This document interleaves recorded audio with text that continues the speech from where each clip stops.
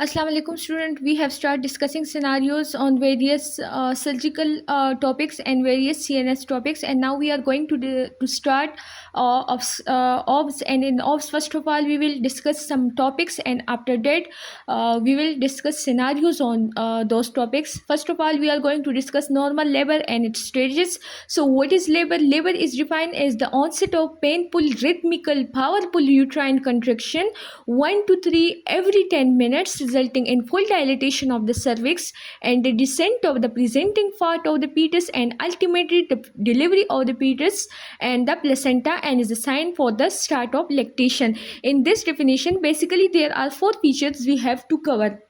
There will be onset of painful, rhythmical and powerful uterine contraction. This is the one point of this definition. And then these contraction are 1 to 3 every 10 minutes. Along with this is the whole one point, that is painful, rhythmical, powerful uterine contraction 1 to 3 every 10 minutes. And these contractions result in full dilatation of the cervix and descent of the presenting part of the fetus.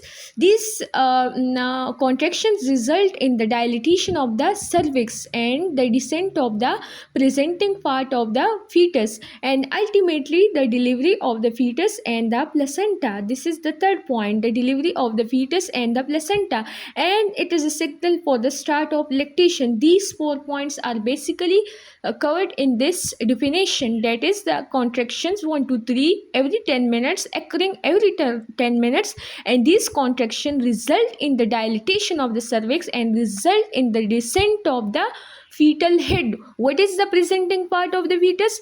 The part which is in relation with the symphysis pubis is called the presenting part of the fetus, which is we will discuss this definition later, but now for a little bit understanding, the part which is in relation with the symphysis pubis is called the presenting part of the fetus. It will result in the descent of the presenting part of the fetus and ultimately the delivery of the fetus and the placenta, and is a signal for the start of lactation. And how we are going to confirm our diagnosis of labor? There should be more than one contraction per 10 minutes, or there should be minimum one contraction per 10 minutes, and on per vaginal examination there will be dilatation and effacement of the cervix. Now, what is effacement? The shortening of cervix is called effacement. Shortening of cervix is called effacement. The process of effacement start from the 1 week. The process of effacement start 1 week before onset of labor, 1 week before onset of labor, and it ends at the end of latent phase of labor. Now, what is latent phase? We will discuss it in the stages of labor. Effacement is basically the shortening of the cervix. This is suppose uterus and this is cervix. So this uterus will efface the cervix inside itself, and the cervix will get shortened. The cervix will get shortened, and this will result in ripening and dilatation and effacement of the cervix. And this process usually start 1 hour before the onset of labor and up to the latent phase of the labor. Coming towards the stages of the labor, now what is the first stage of labor? The first stage of labor is defined as from the onset of painful rhythmical contraction. It extends from the onset of labor, that is from the onset of painful contraction up to full dilatation of cervix.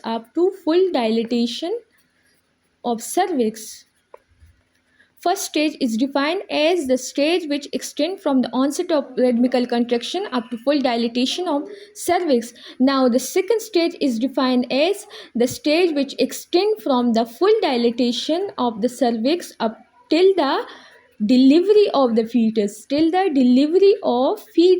The second stage is basically extending from the full dilatation of the cervix till the delivery of the fetus, and the third stage is defined as the stage which extends from delivery of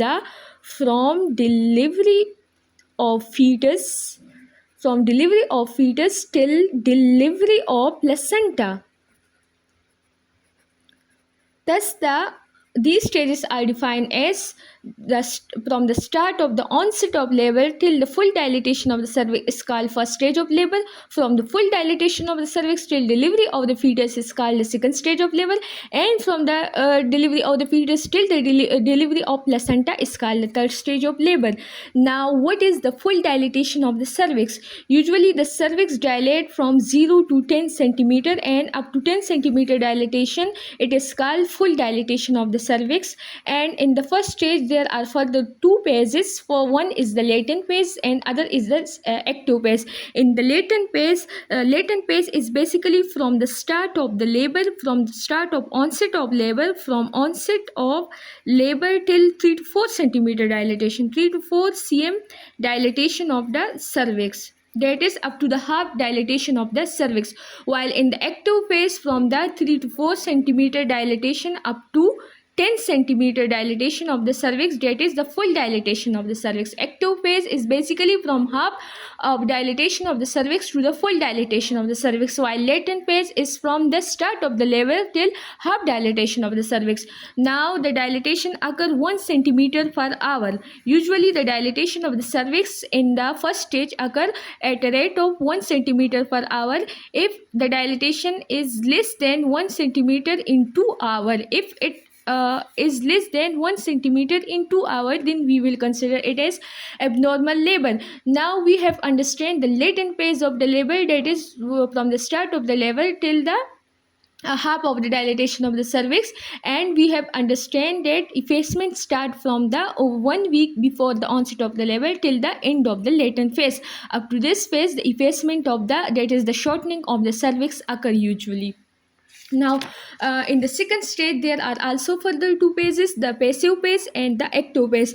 In the passive phase, there is no maternal urge to push. There is no maternal urge to push down, and the head is still high in the pelvis. Still high in pelvis. There is no maternal urge to push, and head is still high in the pelvis.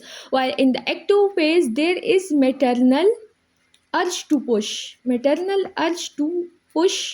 and head is low in pelvis. Head in this case is low in pelvis. The duration of the active phase in the nellipara is usually 2 hours, and in the multipara it is usually 1 hour. If it is more than 2 hours in the nellipara and more than 1 hour in the multipara, then it will result in increased mortality rate and increased morbidity of fetus as well as mother. Now the second stage has further two stages. One is passive, one is active. In the passive, there is no maternal urge to push, while in the active, there is maternal urge to push. And in the passive, there is head is high in the pelvis, and the active head is low in the pelvis, or otherwise we can say that the head will recede back during contraction. The head will recede back upward during contraction, while in the active phase the head will not recede back upward during contractions. And in the third stage, we said that it is from the delivery of the fetus till the delivery of the placenta. From the delivery of the fetus till the delivery of placenta, and this stage occur usually within minutes after birth of fetus. Within minutes, this lasts with few minutes. This lasts few minutes after birth of fetus. Usually 2 minutes after birth of fetus, while the first stage usually lasts, average duration of the first stage of the labor is up to 6 hours and can extend up to 8 hours, but usually it is up to 6 hours, and the second stage is up to 2 hours in nellipara and up to 1 hour in multipara, while it is up to between 6 and 8 hours, while the third stage lasts a few minutes after the birth of the fetus.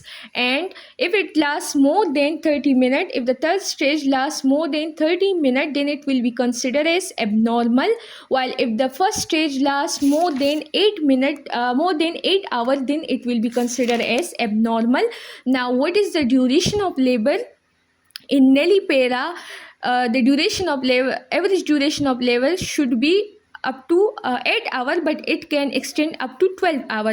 In nullipara, the duration of labor is usually up to 12 hour, while in multipara, the duration of labor is up to 8 hour.